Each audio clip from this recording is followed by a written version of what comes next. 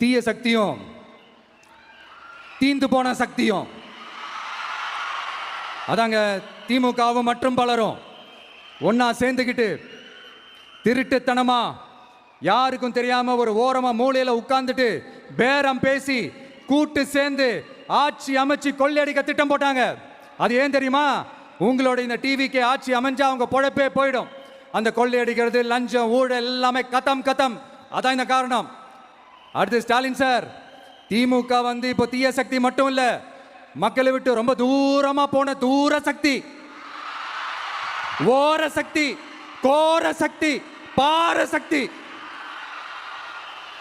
நீங்க எப்போ இந்த தீந்து போன சக்தியோட நீங்க கூட்டு சேர்ந்துக்கிட்டு ஆட்சி அமைக்கணும்னு நினைச்சீங்களோ அப்பவே இந்த திமுக